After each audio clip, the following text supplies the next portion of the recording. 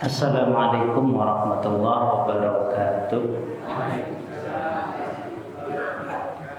Alhamdulillahirabbil alamin wa bihi nasta'inu ala umurid dunya waddin wassalatu wassalamu ala asyrafil anbiya wal mursalin amma ba'd. Bapak-bapak, ibu-ibu, ngapunten, khusus malam ini jadwalipun dilukir nggih. Jadi kajian dulu baru nanti tahsin. Karena saya ini ada jadwal nanti badhe ngisak teng Jogokarian. Aslinipun online tapi biasanipun mengke ngempal pas ngisaan. Dados ngisaan teng mriku nek mboten nggih pun badhe ngisak sudah ada di Jogokarian untuk acara parenting online dengan tim Prozumedia. Terus ini nanti saya ngisi dulu, kemudian nanti baru tahsin, baru nanti kita baru jamaah nanti istirahat. Kemudian di belakang itu juga ada perpustakaan keliling. Ini sudah ditambah, hari ini ada 42 buku baru. Nanti Bapak Ibu, Mas-mas, mbak-mbak, adik-adik bisa melihat kalau memang ada usulan buku yang hendak dibawa nanti bisa disampaikan ke tim perpustakaan keliling untuk bisa dicarikan, karena perpustakaan keliling itu sepenuhnya gratis. Dados jenengan mau pinjem nggih kenging dibawa pulang sepekan, Senin besok bawa kemari lagi nggih kenging, tidak perlu persyaratan. Persyaratanipun pun minjemnya teng Masjid Al-Ihsan. Pun jelas nggih. Kita ingin menghidupkan kembali budaya para ulama, yaitu budaya membaca kitab-kitab yang bergizi. Itu sebagian kitab-kitab dari pemerintah dititipkan ke satu lembaga perpustakaan. Nah, kemarin kami dapat kesempatan untuk ikut meminjamkan, tapi yang paling banyak itu dari koleksi para santri. Jadi santri-santri yang mau meminjamkan bukunya itu dibawa ke sini. Nggih, alhamdulillahirabbil alamin. Kita masuk ke bahasan awal dari kitab Al-Wajiz fit Tarbiyah, atau kalau terjemahannya agak beda dengan judul aslinya, yaitu Pendidikan Anak dalam Islam. Ini ringkasan yang dibuat oleh Syekh Yusuf Muhammad Al-Hasan tentang tema pendidikan anak. Di bagian awal beliau menekankan pentingnya peranan keluarga. Terus Bapak Ibu, kalau kita ditanya negara itu kuat atau lemah tergantung oleh sinten? Teknologinya nopo nih Pak Bu? Teknologinya, ekonominya, militernya, atau apanya yang menjadikan negara itu kuat? Meniku napa? Imannya. Imane sinten? Imane barang napa imane sinten? Imannya rakyat, imannya manusia. Berarti yang paling penting napa nih? Rakyatnya. Rakyat niku menungso napa mboten? Manusianya. Maka kalau kita bicara unit terkecil masyarakat adalah keluarga. Keluarga ini memiliki peranan penting, kata Syekh Yusuf Muhammad, dalam pendidikan, baik di tengah masyarakat Islam maupun non-Islam. Jadi bapak-bapak, ibu-ibu, barusan ada kabar dari Swedia. Setelah 15 tahun menggunakan online-onlinean, e-book dan semisalnya, Swedia resmi menghapus kebijakan belajar via elektronika online. Semuanya kembali ke buku fisik. Karena setelah dievaluasi ternyata sangat banyak kekurangan dari online, apalagi pakai medsos. Rusaknya naudzubillah. Dan untuk itu Swedia mengeluarkan 1 triliun lebih untuk membiayai pencetakan buku, mengubah dari komputer online menjadi kembali ke fisik. Karena mereka menyadari itu langkah yang harus mereka tempuh kalau pengen anak-anaknya, remajanya kembali bisa diandalkan di masa mendatang. Di Australia tidak jauh dari Indonesia juga sudah ada kebijakan anak muda usia tertentu baru boleh punya medsos. Sudah ada yang dengar berapa tahun? 17 atau 16 ya, baru boleh punya medsos. Ketahuan ada anak-anak punya TikTok, Instagram dan semisalnya, masuk penjara.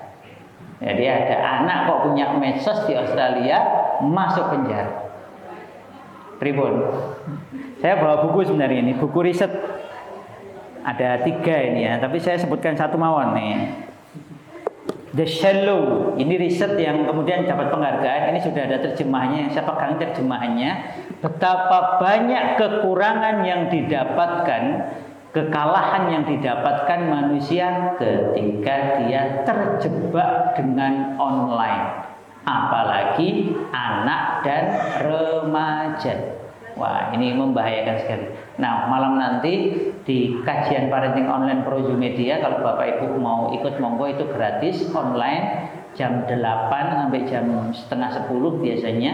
Itu membahas tentang mengapa kok tanpa gadget, tanpa HP itu lebih baik.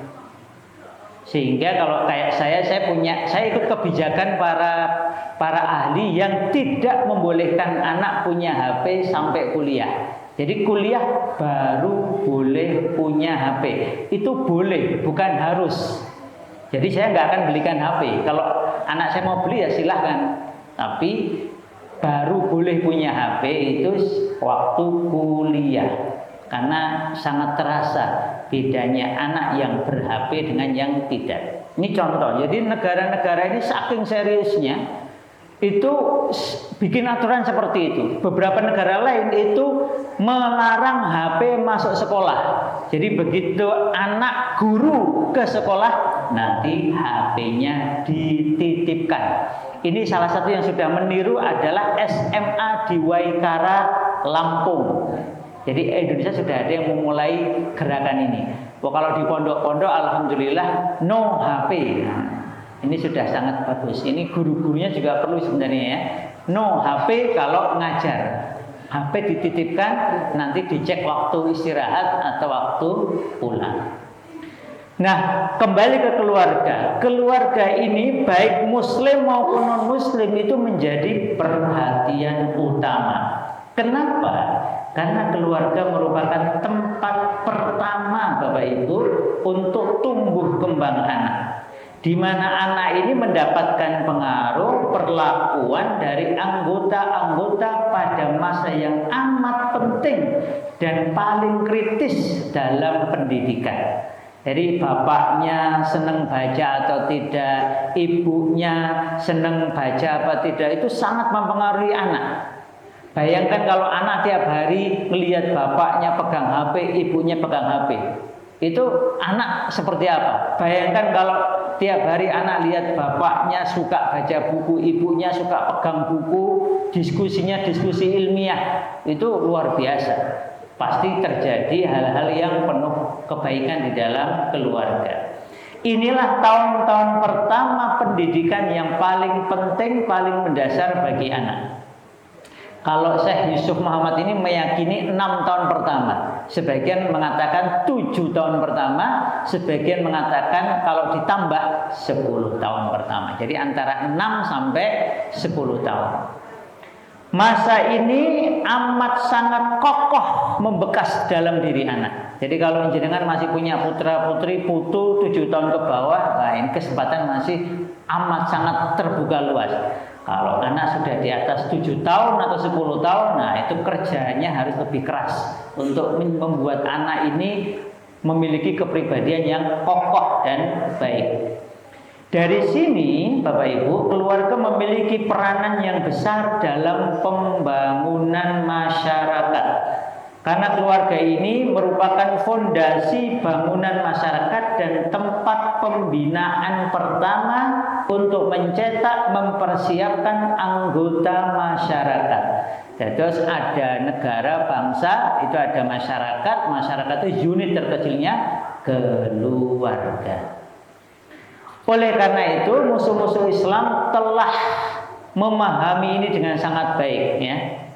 Memahami ini dengan sangat baik, maka mereka melakukan upaya perusakan keluarga muslimin ini, terutama di 3 kelompok. Pertama adalah wanitanya. Jadi kalau kajian-kajian kayak gini, alhamdulillah emak-emaknya kata ini mungkin bagus. Ibu-ibu nanti diajak nggih tonggo-tonggo ini nggih. Pokoknya niki warga Tangkilan enten pinten niki? Total. Harus dijadikan acara bersama ini. Ini nggak penting yang isi saya penting, nggak penting. Yang penting isiannya baik gitu aja. Pokoknya kalau ada kajian-kajian pendidikan anak yang pakai dasar yang jelas, Qur'annya jelas, hadisipun sahih, kitabnya bisa dicek, terpercaya, ajak tetangga sebanyak mungkin. Kenapa? Karena ini salah satu cara musuh. Kita dijauhkan dari metode pendidikan Islam. Kita lebih meyakini psikologi yang tokohnya kafir-kafir itu. Saya itu sedih kalau lihat ada ustadz-ustadz sekarang itu ustadz-ustadz di berbagai gerakan, berbagai harokah itu lebih gaya bicara psikologi daripada bicara dari agama ini. Dikirone profesor-profesor, dokter psikologi itu benar semua, nggih mboten. Allah saja tidak dia imani kok, apalagi teorinya. Teorinya itu pasti ada kurangnya, itu pasti. Tapi kan ilmiah itu jenengan maksudnya pun ilmiah versi sana itu ada penelitiannya. Tetapi penelitian itu pun nanti bisa direvisi, diubah kalau ada hasil penelitian baru. Maka kita perlu punya miqyas, punya standar. Kalau bicara psikologi, standarnya harus dari agama ini. Kalau sesuai dengan din, oke. Tapi kalau tidak sesuai, ya kita tolak. Maka yang pertama mereka rusak adalah wanita. Ini pakai ilmu psikologi, ilmu macam-macam, pakai riset. Bahkan mereka juga berdusta dengan riset. Saya punya bukunya ya. Bukunya itu adalah Winning with Data. Itu mengembangkan tentang lie with statistic. Berbohong dengan statistik. Biar keren. Kalau Rasul menyebutnya munafik alimul lisan. Jadi di dalam hadis itu disebutkan Rasul itu khawatir, yang paling beliau khawatiri adalah munafik alimul lisan. Alimul lisan. Jadi orang munafik ngaku Islam tetapi dan pandai bicara. Alimul lisan itu dikatakan ulama pandai bicara, ahli ngomong. Nek ngapusi pinter, pakai data, pakai ini, pakai itu. Ternyata setelah dicek dobos. Nah, ini yang dirusak pertama wanita. Wanita ini kan ibu nggih. Pripun, Bu? Nah, ibu-ibu ngaji insya Allah selamat. Tapi kalau wanita-wanita ini gimana caranya? Dijauhkan dari rumah, dijauhkan dari menguasai pendidikan anak, dijauhkan dari pengen jadi ibu rumah tangga. Boleh jenengan itu bisnis, boleh kerja, tapi yang utama bukan bisnis, bukan kerja. Yang utama adalah jadi istri dan ibu yang solihah. Makanya satu-satunya wanita yang disebut di dalam Al-Quran, bahkan dijadikan nama surat, sinten? Maria. Itu pekerjaan utamanya adalah ibu rumah tangga. Pokoknya menjadi ibu bagi Nabiullah Isa. Jangan kalau baca sirah atau biografi Maryam, dari belum lahir sudah dicita-citakan ngurusi masjid. Begitu lahir dididik. Dalam riwayatnya Prof. Yunari Ilyas, ini di buku kitab beliau tentang tafsir Al-Quran para nabi itu, beliau mengatakan 7 tahun diserahkan kepada Nabi Zakaria, dididik di Masjidil Aqsa sampai menjadi ibunya Isa.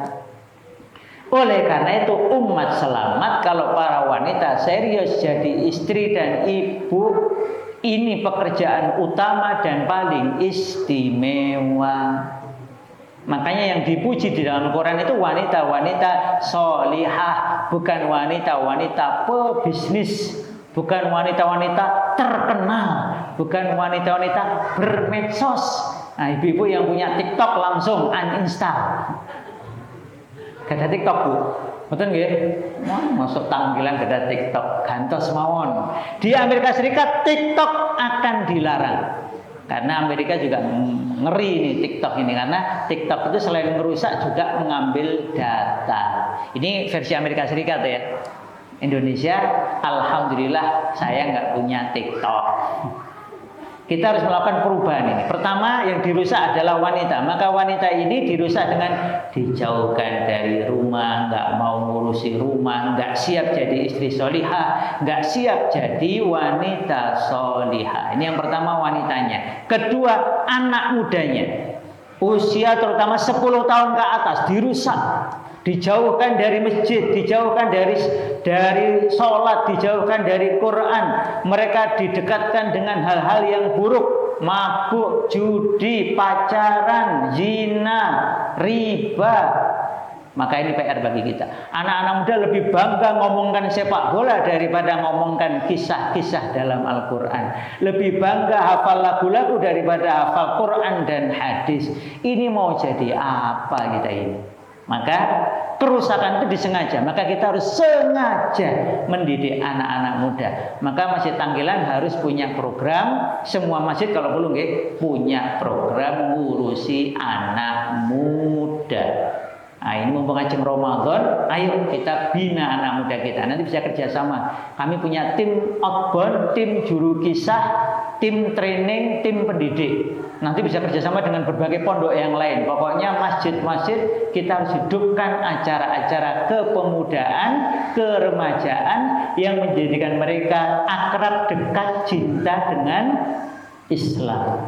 Kemudian yang ketiga adalah masyarakat secara khusus keluarga.